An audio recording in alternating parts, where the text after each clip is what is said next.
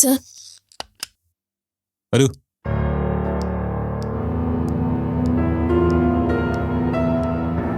Sir വിളിച്ചു എന്ന് പറഞ്ഞു. എടോ, താൻ ആർക്കാ മെയിൽ അയച്ചത്? ഞാൻ പറഞ്ഞത് ആർക്കാ അയക്കാനാ? ഞാനത് സാർ പറഞ്ഞ ആൾക്ക് തന്നെയാണ് അയച്ചത്. അതായത് നോക്ക്, അഗർവാൾ അസോസിയേറ്റ്സിന് അയക്കാൻ പറഞ്ഞ മെയില് താൻ അയച്ചിരിക്കുന്ന ആർക്കാന്ന് നോക്ക്. അതുൽ അസോസിയേറ്റ്സിനാണ്. ആ കമ്പനിക്കെതിരെ നമ്മുടെ കമ്പനി കേസ് കൊടുത്തിരിക്കുക.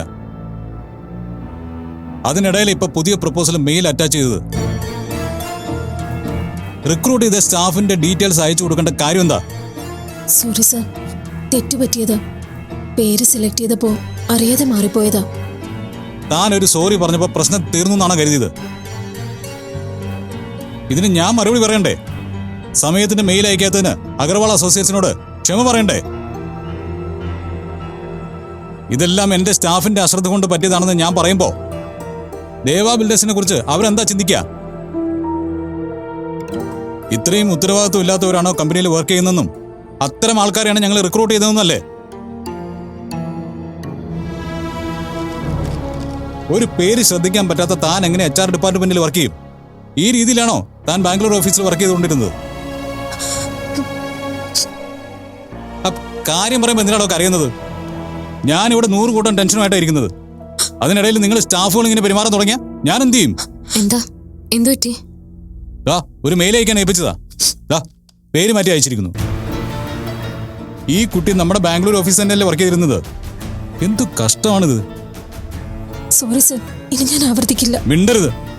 എനിക്ക് ഈ സോറി എന്ന് കേൾക്കുന്ന തന്നെ വെറുപ്പാ. അശ്രദ്ധയാണ് എല്ലാത്തിനും കാരണം. എന്താലോചിച്ചാ നിങ്ങളൊക്കെ ജോലി ചെയ്യുന്നത്? മതി ആദർശേട്ടാ, എന്തു പൊയ്ക്കോളൂ.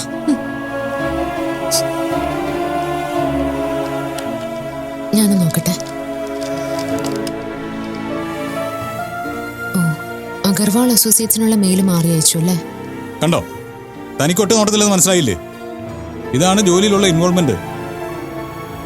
കമ്പനിയുടെ പേരൊക്കെ എങ്ങനെ മാറ്റി അയക്കാൻ തോന്നുന്നു എനിക്ക് മനസ്സിലാവുന്നില്ല. കഴിഞ്ഞത് കഴിഞ്ഞു, ഇനി അതോർത്ത് ടെൻഷൻ ആവണ്ട. ഞാനിത് ക്ലിയർ ചെയ്തോളാം. 2 കമ്പനിയിലേക്കും ഇപ്പൊ തന്നെ എക്സ്പ്ലനേഷൻ കൊടുക്കാം. മെയിൽ അഡ്രസ് ഓട്ടോ സജഷൻ വരുമ്പോ സെലക്ട് ചെയ്തപ്പോ മാറിപ്പോയതായിരിക്കും.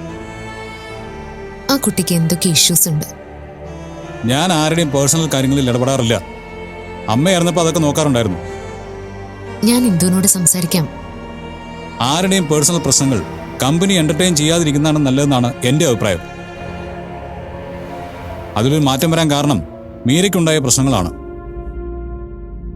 എല്ലാവരും മനുഷ്യരല്ലേ ആദർശേട്ടാ? ഓരോരുത്തർക്കും ഓരോ പ്രശ്നങ്ങൾ ഉണ്ടാവും.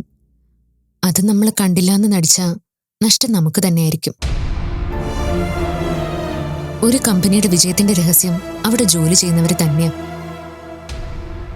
അവരുടെ കാര്യങ്ങളിൽ കമ്പനി ഇടപെടുന്നുണ്ടെന്നും അവരെ സംരക്ഷിച്ച് സപ്പോർട്ട് ചെയ്യുന്നുണ്ടെന്നും കൂടി തോന്നിയാ കുറച്ചും കൂടി ആത്മാർത്ഥതയോടെ ജോലി ചെയ്യും. ശരിയാണ്. പക്ഷേ ഞാൻ രാവിലെ വന്ന് സ്റ്റാഫിന്റെ കാര്യങ്ങൾ അന്വേഷിച്ചുകൊണ്ടിരുന്ന ബാക്കി കാര്യങ്ങൾ ആരും നോക്കും? അല്ലെങ്കിൽ തന്നെ എല്ലാവരുടെയും എല്ലാ പ്രശ്നങ്ങളും എന്നെ കൊണ്ട് പരിഹരിക്കാൻ പറ്റുമോ? എല്ലാവരുടെയും എല്ലാ പ്രശ്നങ്ങൾക്കും പരിഹാരം കാണാൻ നമ്മളെ കൊണ്ട് പറ്റില്ല. എന്നാലും നമ്മളെ കൊണ്ട് കഴിയുന്ന സഹായം നമ്മൾ ചെയ്തു കൊടുക്കണം. അമ്മ ഇത് തന്നെ പറയുന്നത്. താൻ വേണ്ടെന്താന്ന് വെച്ച് ചെയ്തോളൂ. ഞാൻ ഇന്ദുവിനോടൊന്ന് സംസാരിക്കാം. ശരി, എന്നാ ഞാൻ അങ്ങോട്ട് ചെല്ലട്ടെ. മെയിൽ ഞാൻ അയച്ചോളാം. ഓക്കെ.